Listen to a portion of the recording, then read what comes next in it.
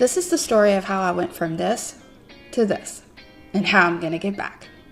Hey guys, it's Jamie with Badass Mama Fitness, and today's video is gonna be a little different than normal. So if you're looking for the dancing one, if you're like, wait a minute, are we dancing in her closet? We're not gonna dance today. But if you just hit pause, go find, there's like 1,000 different videos that you can find on this channel if you want to dance. But this video is gonna kind of journey my what in the world has been going on for the last month, and especially with my jaw journey. So if you have any interest in that, just stay tuned. We're gonna, I don't know, dive in. Let's start from the beginning.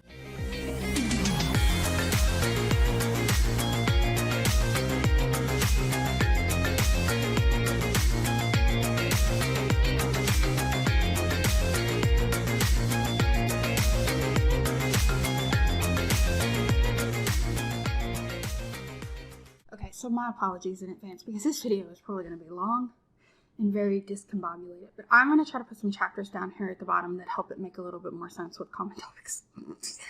I'm also going to be all over the place in this video because I figured I would just take you with me as I do my day today and kind of talk a little bit about pieces in this story because there's a lot of pieces. But first, we are going to start off with this. You saw me this morning make this. I'm not trying to sell you anything, so let's just put that disclaimer here forward. But if you're interested in any of this stuff that I put in this cup and you want more information, I'm more than happy to provide that. Okay, I swear by this little sucker.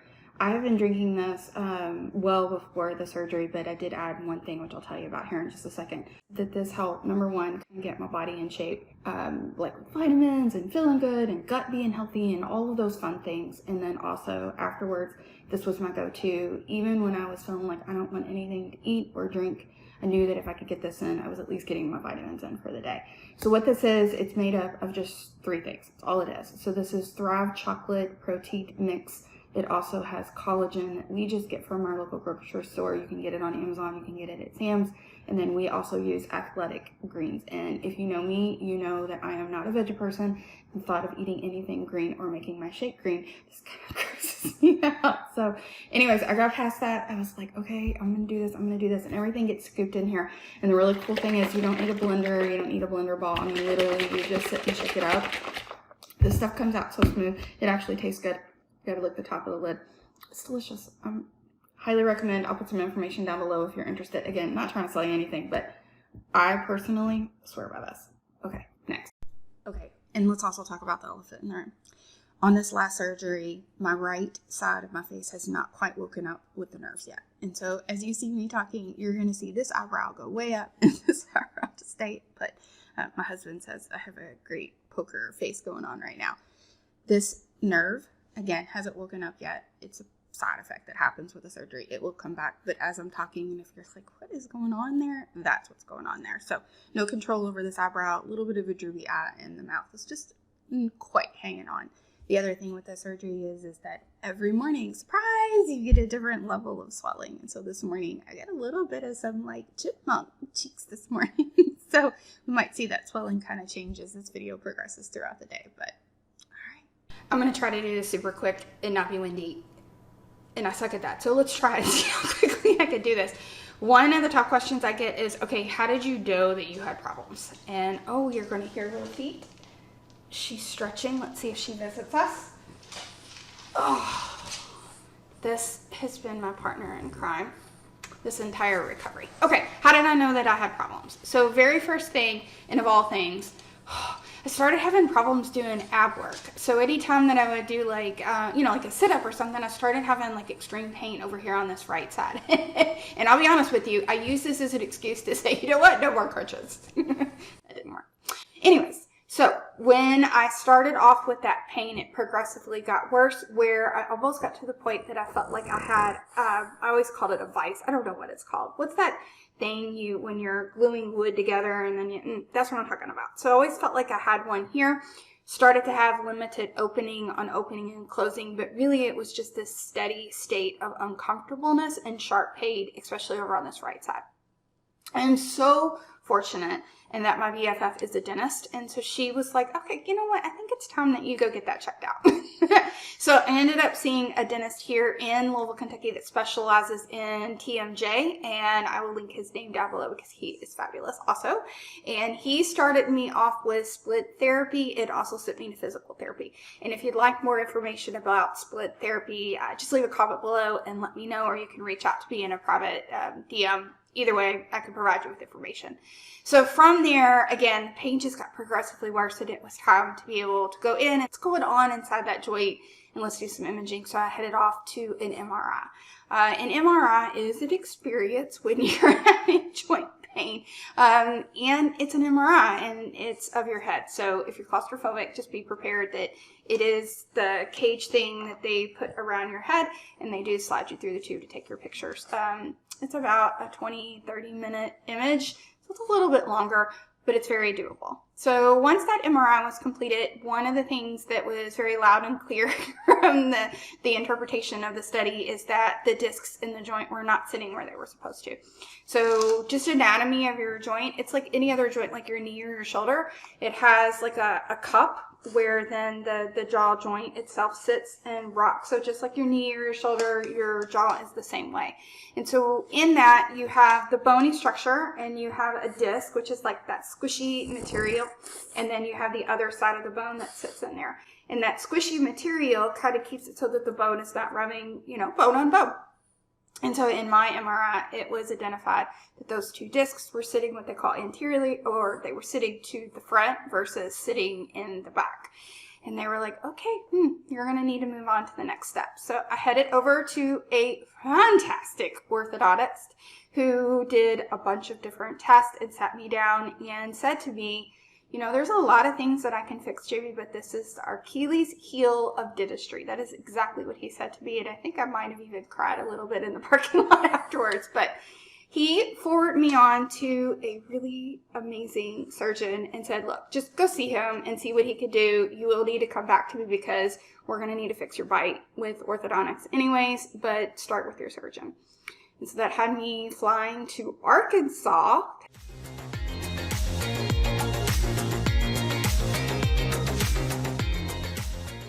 Unfortunately, in the state of Kentucky, there wasn't really anybody who was what I would consider kind of like a subject expert on all things jaw surgery, because as you know, it's not really a common thing, and so it's hard to find somebody that really understands this particular surgery. So let's move on to the first surgery. What was done? So first surgery, I have absolutely no idea how to say this. So I'm just going to write it on the screen. But one word or one phrase that they use for it, they call it tie back surgery. And I always say that I use fishing line because, I was raised on a lake with my dad and it reminds me of tackle. Okay, anyways, what they do in the surgery is they basically put that disc back in place, and they use, it looks like fishing line. They use this fishing line to basically anchor it to the back of your jaw so that your disc won't just pop back out of place again. When they went in to do this surgery, the left side, they were able to complete that with no problems at all, but unfortunately, on the right side, the disc was so damaged from being in that wrong position that they just had to take it out. So we get done with surgery, and the surgeon, again, who is absolutely amazing, said, look, here's how this works. You're now bone on bone. Some people can go a lifetime. Some people can go 3 months. Some people could go a year. It's really just going to see how your anatomy does and how you do. I'm here if we need to look at doing a second surgery, or you may be fine for the rest of your life. So he sent me home with a physical therapy contraption where you use it to increase how wide that you can open up your mouth, and went and started orthodontics. Adult braces suck. End of chapter. Okay, in all honesty, this is how it worked out for me. They were trying to protect both of the jaws as much as possible. And so I started with getting braces on my bottom teeth and then progressed to having braces on the top. And then that way I was able to have a splint, or that big, I call it like a hockey puck thing, that I was able to wear throughout the day or at night when I was sleeping so I couldn't grind my teeth. I am going to head to the orthodontist today because they are going to look at my bite and the bands that are currently in my mouth and see if we need any adjustments. So let's go drive there and see what we get.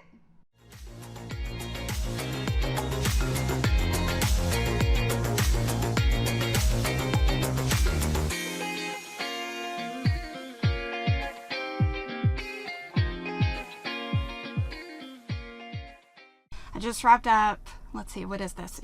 After jaw surgery, you are like, oh, you all are crooked. Huh.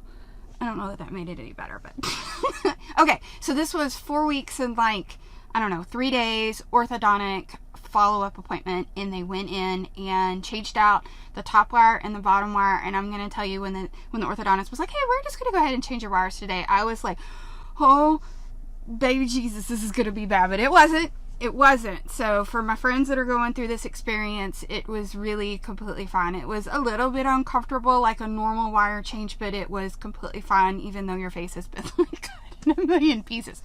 Okay, so orthodontics. Let's talk about this for a second. I really want to give you guys some tips that I think will help you in your journey, especially if you know you're going to have jaw surgery. So number one, and I will probably lose track of what number, but number one, you need to find an orthodontist that works well with a local dentist and works well with your surgeon. And when I say that, I mean they have an excellent communication plan between all of them. And if you're like, okay, but how the heck do I do that? You need to talk to them. You need to talk to all of them and just be like, okay, do you all know each other? Do you talk to each other? Do you know, like, what is it? And so then that way you can get kind of collaborative or talking, and there's no gaps in your care, and everybody knows exactly what's going on, and you're not literally saying the same story over and over again to multiple people, and you know what I'm talking about. So how this started with me, again, I started with a dentist that specialized specifically in TMJ, who then led me to an orthodontist that also looked at the complete picture of your jaw, who then also referred me on to a surgeon that he had a working relationship. So tip 2, you're going to want to find an orthodontist that looks at the complete picture. And what I mean with that is, it's not an orthodontist that's just looking at making sure your teeth are straight and look nice, right? You want to have an orthodontist that's actually going to look at your airway, going to look at the placement of your jaws on both sides. They're doing some diagnostics to take a look at, you know, how's the placement of your bite, and it's not just about straightening your teeth. Tip number 3, don't be afraid to speak up. You are your advocate. You are your person, you know, so if you walk into an orthodontics appointment and you're really sore for whatever reason, you need to say something. So if you have a particular, you know, orthodontic, and I am very sorry, I don't know what they're called, the people that put the wires in and things like that. If you have somebody that's a little rough, you need to speak up. I suck at this. I also work in healthcare, and I'm like one of those people that never, ever, ever wants to be seen as complaining. And so I usually will sit there and take whatever I need to shout at me. But what I'm going to tell you is it really is wise for you to speak up and say, hey, that doesn't feel so great. Can we work on this? Tip number 4. I think I'm on 4. Tip number 4. Yes. These people are magic workers, and they can come up with all kinds of gadgets and methods and ways to get you from point A to point B. Do not struggle. So after surgery is the first time I have ever been in bands. This is the first time I've ever been in braces. I did not have them as a kid. And putting on bands, holy crap-oly, it's like the hardest thing ever. And I was like, there has to be an easier way to do this. And so I came in, and they were like, oh, so they actually created extra hooks for me that made putting bands on not only super easy, but fast. Because ain't nobody got time to spend, 15 minutes trying to put a band on. Okay. So that is what I'm going to say about an orthodontics appointment. Find somebody that you like, that's easy to get to, because you're going to be spending a lot of time in their chair.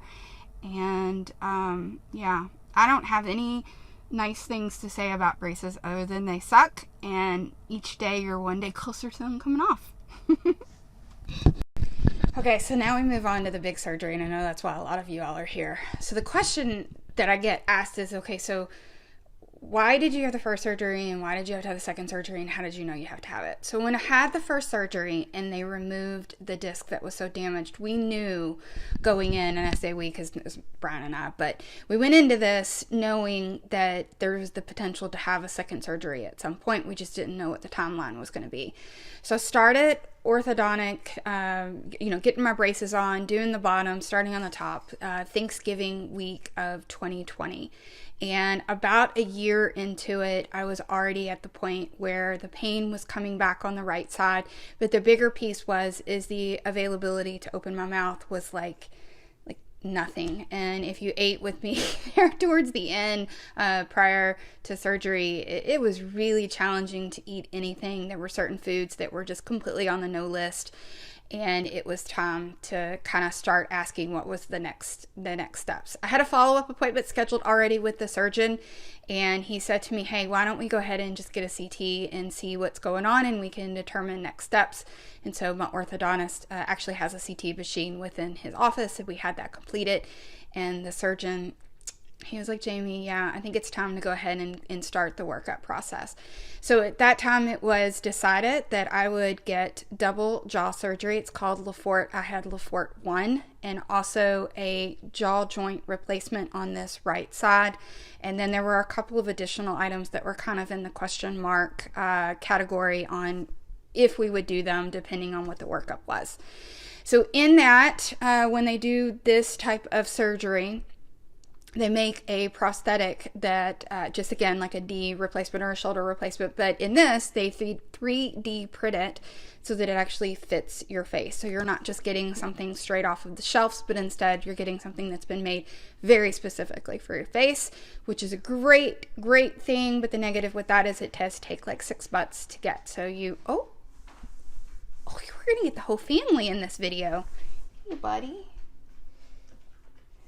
So they do measurements, they do all kinds of things that I don't even know what it is. But anyways, lots of measurements that then get sent off to a company called TMJ Concepts that's been bought out by Stryker, which is kind of a cool thing because Stryker's a big company. And then they 3D print that. In the meantime, you just kind of sit and wait and work on your orthodontics, try to get your teeth. Is that how you feel about that? And just trying to get your bite in as much, place that it should be before you go into surgery. With surgery for me, I did have to go to Arkansas. My surgeon goes to Arkansas, New Jersey, and Florida. Again, the reason why we went to somebody out of state is that in the state of Kentucky, there really isn't anybody that specializes in the jaw replacement. And I wanted to make sure that I went to somebody who had done, more than 1 or 2 of these in a year, who actually had done quite a few of these. So in that, we did travel to Arkansas. We made the decision that we would stay in an Airbnb. We had to come in a week early to do final PAT testing and final measurements. Sir. Okay. And then surgery was on a Friday. My surgery ended up taking a little bit longer because we ran into something that was not necessarily expected, but was fine. The surgery, I believe, and again, I was asleep, so I don't really know, but I think it took about 6 hours. And so what I ended up with was double jaw surgery, which is where they move the top part of your jaw forward. That's called the Lefort 1. And then they also did the replacement with so they cut off the bone, and there's a replacement part that's attached to my skull and to the bottom part of my jaw. They also did a cut over here to slide the bottom jaw so that it was even with the prosthetic place put in. They worked on my septum because it was slightly deviated, and then I got a new chin. I don't know why that makes me laugh, but getting a new chin is the funniest thing I've ever heard of. So in surgery, I was there. They made the determination that what was going on in this right side is that my jaw was actually fused to my skull, which is the reason why it wasn't moving correctly when chewing and talking and being able to open up. So once they were able to cut that out, literally cut it out and then put that prosthetic in, we were smooth sailing. I stayed in the hospital for 1 night. I will tell you that I stayed at Northwest Bentonville Hospital, and they were fabulous. I mean, absolutely fabulous. So they took great care of us, and the next day I was ready to be sprung. I was like, get me out of here. And so we did. We went home. All right, so let's talk about this surgery for just a few minutes. So here is just the raw truth of this. I would rather naturally, no drugs, deliver a 9-pound baby than ever do this surgery again, but I would do it again in a heartbeat. And the reality of it is I had a compressed airway, which immediately after surgery, I had a change in being able to breathe that I didn't even realize that I wasn't breathing right. And then I was able to swallow, well, I wasn't right away, but one of the things I did notice, at least now, is that I'm able to swallow pills, where I was really challenged with that before this surgery. And then even after surgery, my opening in my mouth is already bigger than what it was pre-surgery. And I haven't even started physical therapy yet. I am going to put some pictures in here of like immediately after surgery. So if you're like, I don't like blood and I don't want to see that, then just like fast forward 30 seconds. So this picture right here is me immediately after surgery, day 1. Poor Brian. I don't know how he did this, but man, he was the best nurse ever and took quite good care of me. And then we headed back to our Airbnb the very next day. And then the next combination of pictures here is a progression over the day. I will tell you that if you're going to have this surgery, you need to plan on days 0 through 7 just sucking. Okay, they're rough. There's really not a whole lot you can do to help. You just really have to sit and let the time go by. But it's totally doable. I think I had peak swelling at about day 3, day 4. I felt like my head was probably going to explode off the top of my head. And then by day 7, not that I was feeling like I was ready to go run a marathon or anything, but day 7 starting to come back into the world of being human. We ended up staying in Arkansas for 2 weeks because I did have a 2-week follow-up appointment with the surgeon. And at that point he was like, hey, get on out of here, head on home. Still kind of on a liquid, mushy diet. Don't really want you chewing anything. So a lot of mashed potatoes and some rice and some protein shakes have kind of been in my, what I'm eating. So I am officially at 4 weeks and 3 days today, not that I'm counting at all. And in this, you have really good days and you have really bad days. Yesterday was a really rough day for me. And I do think I ended up sleeping probably 16 hours out of the end, during the day. And then it was a full night of sleep. So, listen to your body and don't try to be Wonder Woman. So a couple helpful tips. I have a couple of Facebook groups that I did join when I knew that I was going to do this entire jaw surgery journey because there's just not a whole lot of information out there. And let me just tell you, you need support and you need to have the ability to talk to other people that are either getting ready to go through this or have gone through this. My only disclosure is these Facebook groups are absolutely amazing, but you need to remember that the majority of people are going to post when they don't feel good or they feel like something's going wrong. So when you get into these Facebook groups and you're like, why is 15 out of 18 posts completely negative? That's why. But if you post a question or you say, hey, can you tell me my experience? You really are going to get a good mix of things that went really, really well. And that's usually the majority. And you will get a mix of some people that are saying, hey, these are the things to watch out for.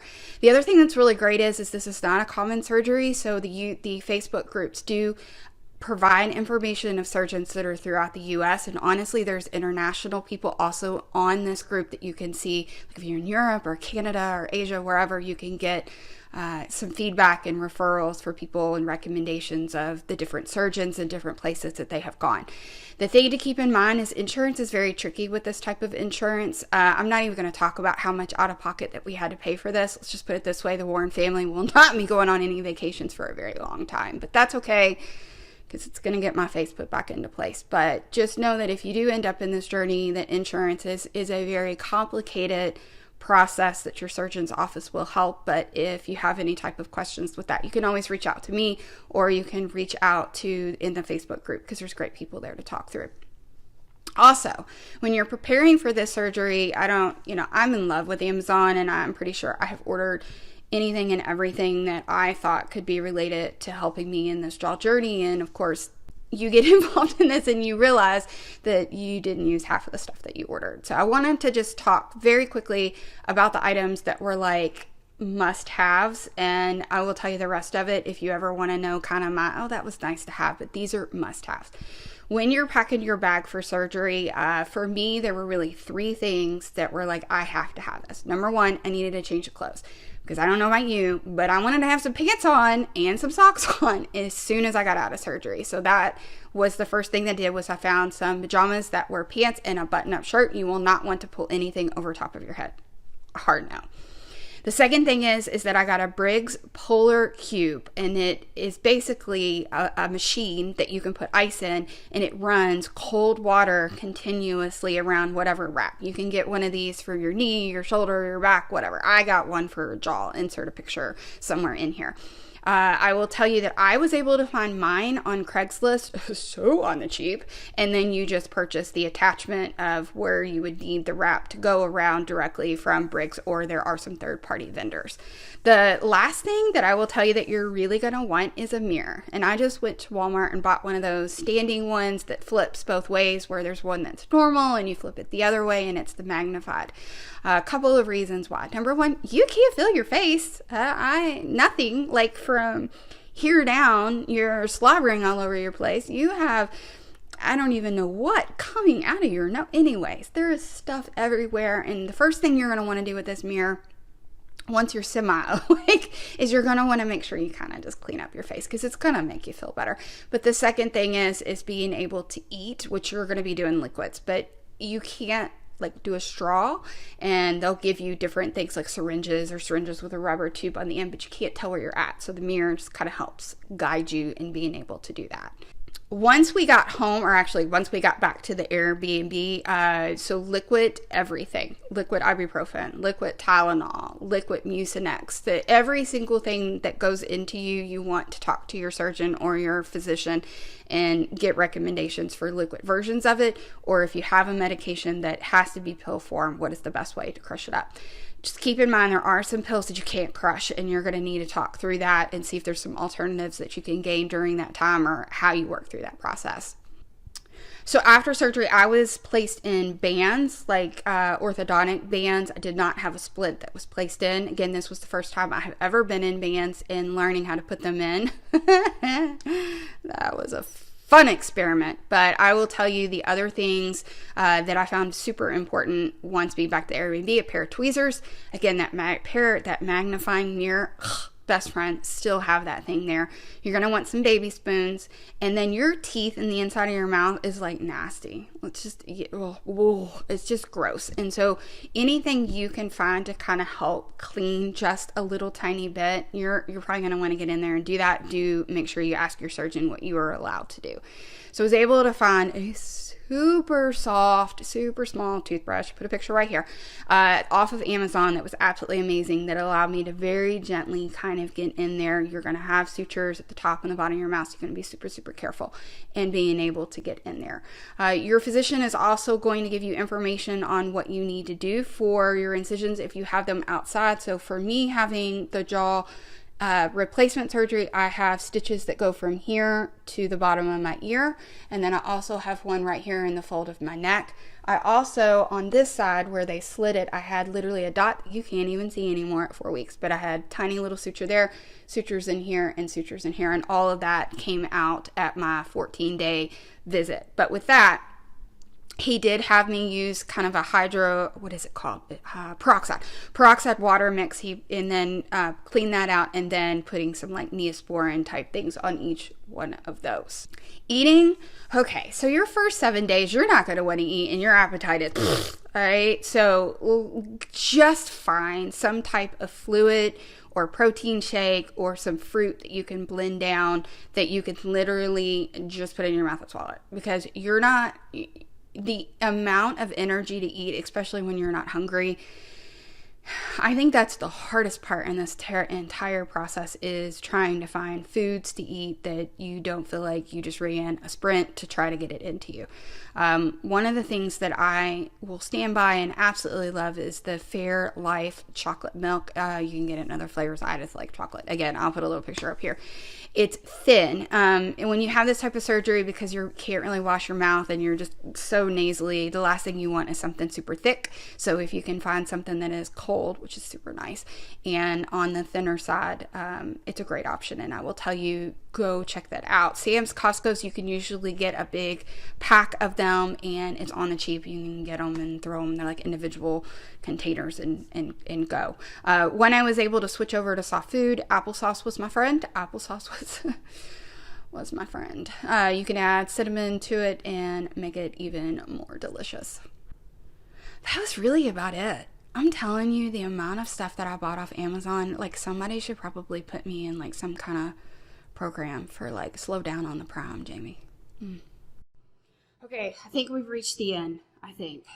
I will tell you that I could sit and talk about this topic for as long as anybody wants to listen to me. So if you have any questions, or you're starting this journey or at the end of the journey and you're like, look, I don't even know where to start with this, or I don't know where to go now that I'm at the end of this, leave a comment below or reach out to me, send me a direct message, whatever. I'm available on Facebook or Instagram or wherever if you have any questions that I can help.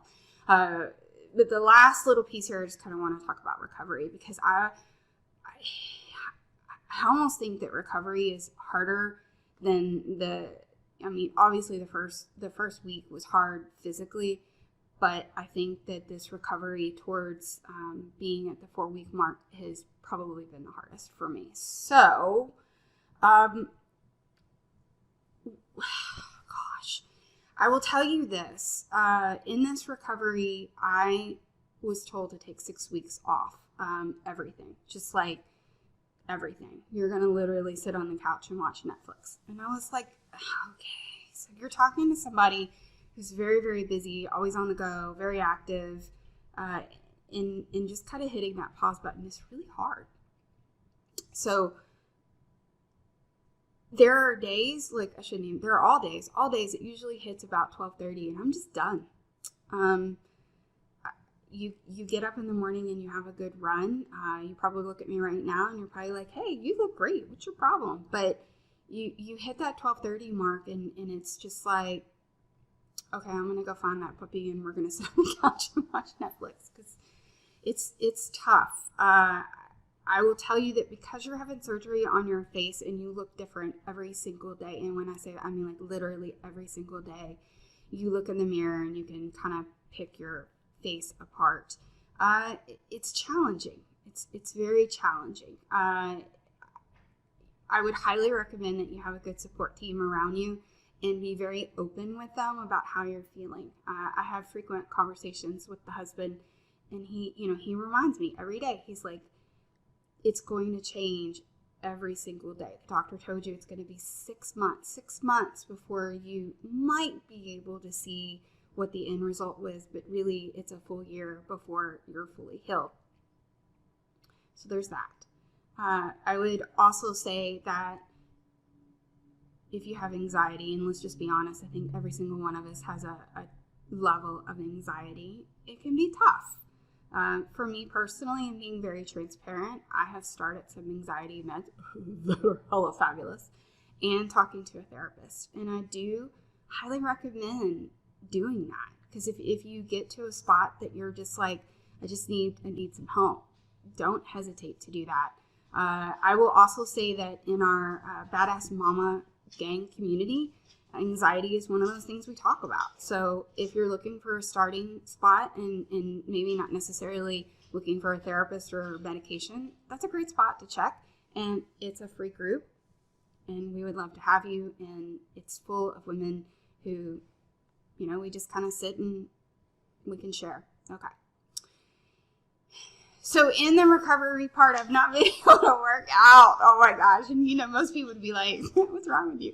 I've not been able to teach class or be with my girls. And man, I am so missing that piece. But I am behaving and slowly working my way into this. And again, I also have a group of amazing women around me who won't let me do anything until we actually get. I should be cleared to be able to do some light aerobics at 6 weeks, and then once we get to the 8-week mark, be able to really dive in a little bit more, and then be able to lift probably about 10 to 12 weeks.